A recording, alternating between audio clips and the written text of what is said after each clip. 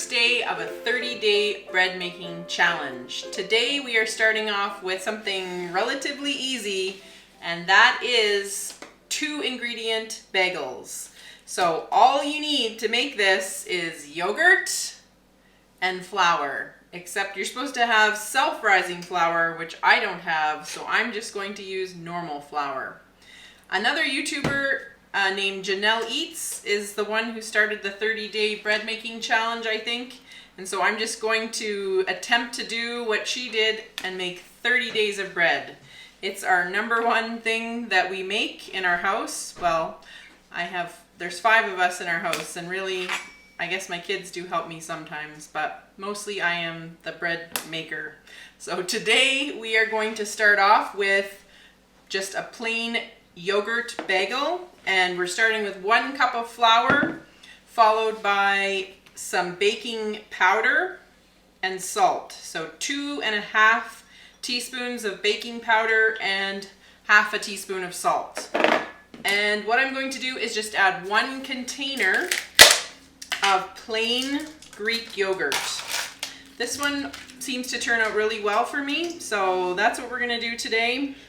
Try it again. I use 1 cup of the flour in the bowl to start, and then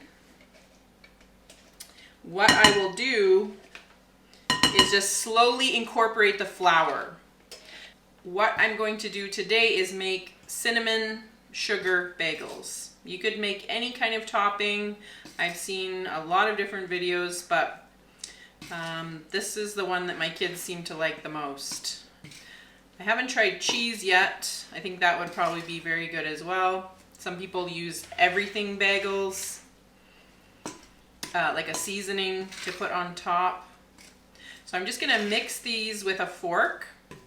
You could use a fancy mixer or a hand mixer, but this will only take a few minutes, so I'm just gonna stir it up. I use this fork for almost every kind of bread that I make. So I'm excited to share 30 recipes with you over the next basically 30 days, hopefully. If everything goes as planned, we'll see. All right, that one's looking pretty good, that first cup. So I'm just gonna slowly add a bit more, and then when it's thick enough, I'm gonna roll it or dump it out so I can hand knead it on the counter. And that's all there is to it, ladies and gentlemen. 2 ingredient bagels. So if you have self-rising dough, self-rising flour, I should say, that's really all you would need. But I personally have never even seen that. So I don't know if it's hard to come by, but if you have that in your neighborhood, you could just use self-rising flour and Greek yogurt. All right, I think it's a little better. I'm gonna use a lightly floured surface, dump that out. I'm sure I'll have some good taste testers later on for my bagels. So this should be a lot of fun to share these recipes with you. One of the main reasons that I wanted to try this is because my mom has used a lot of her time to make recipes, recipe books, I should say, cookbooks for our family. She has made at least 3 of them, and she's working on another draft right now. I think I'm definitely going to need a little bit more flour. This is very sticky today. It's kind of a warm day today. So I guess sometimes depending on the air temperature, you need a little bit more or less flour. I'm going to add a bit more flour in here. I've got a lot of dough on my hands today. I usually don't dump it out until it's a bit more incorporated, but normally when I do a yeast spread, it's not quite this sticky.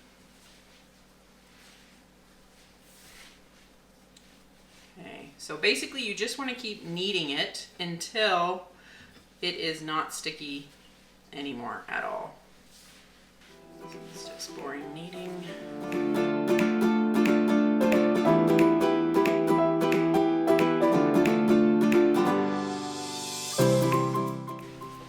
Okay, so this will probably take about 10 minutes or so to get the flour incorporated. I'd say today it seems like it's taking about 3 cups. I was thinking 2.5, but I've made this probably 3 or 4 times now. I think it depends a little bit on what kind of yogurt you use.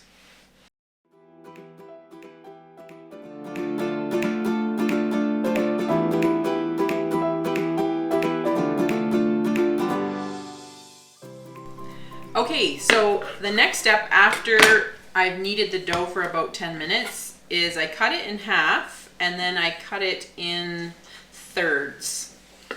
So hopefully, oh, it's a little bit sticky today. I'm going to use a little bit of flour here. I tried to wipe up my surface, but now it's a bit sticky. Okay, so I'm going to cut this in thirds. And so this is going to make 6 at least. Maybe I might have to cut these a little bit smaller because they look a little bit big.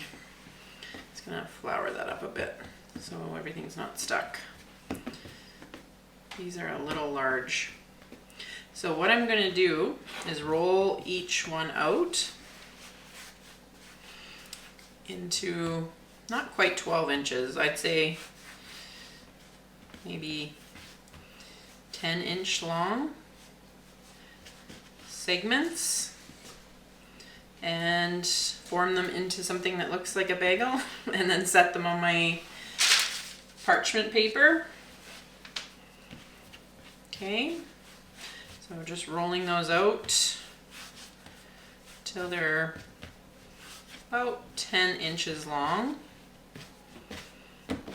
And then what I will do next is I will add an egg wash. I've also tried this method where I just make it into a nice ball, kind of stick my thumb in the middle. It works pretty good. And then there's a hole and I just kind of work it out from the hole. It makes a nice circular shape. It kind of seems a bit better actually to do it that way. My last one here is kind of big. I'm going to grab a little bit more flour. I try to use unbleached flour. I have never actually made my own flour. My mother-in-law has given me some from time to time, but I've never used a flour mill. Should try that one of these days. All right, so these are looking pretty good. Kind of large. These normally take about 25 minutes in the oven. This last one I need to share a little bit of the dough with his neighbor. Okay. And then the last step is an egg wash with whatever topping you want over top of that. So I will prepare the egg wash and zoom you back in. Okay, so our next step is the egg wash. I just use 1 egg. There's no secret ingredients here. Some people add a little bit of water. I don't know. You can tell me if that's better, but I just use 1 egg. Quick scramble, and I just dose it on the top. Not too much. But that's really what gives it that nice brown color. So I do this for some of my breads, not all. Most breads kind of brown up naturally as they're cooking because they stay in the oven for about half an hour on 375, so they usually brown up pretty well without even needing an egg wash, but these definitely need it because they're not a yeast bread. So these do not need to rise anymore. This is it. They can go right in the oven after this. That was a lot of egg in that last one. We need to reduce that. That was a little excessive. Okay. So my mom should be the one actually making this channel because she's the one in our family that knows the most about cooking. So what I'm going to add on here is brown sugar and cinnamon. I did not measure this. Again, I'm not too good for that. I will write out the ingredients that I used and a little recipe. Hoping to make a blog, but we'll see how time permits. Okay, that's it. Maybe a little excessive on the brown sugar today. That'll be fine. So I'm gonna pop these in the oven, 375 for, I'd say, 25 to 30 minutes. And I'll zoom you back in and show you what they look like.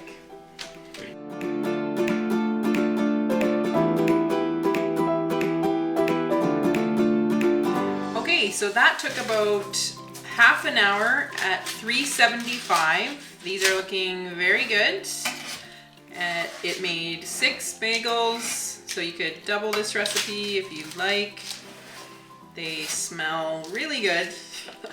I think I'll have lots of taste testers running in here in a few minutes to sample the wares, but they're looking great. I'm gonna do a quick taste test here. Very hot out of the oven. They're a little bit chewier than a regular bagel, but pretty good for a 2-ingredient recipe. Thanks for watching. Come back tomorrow for another great bread recipe.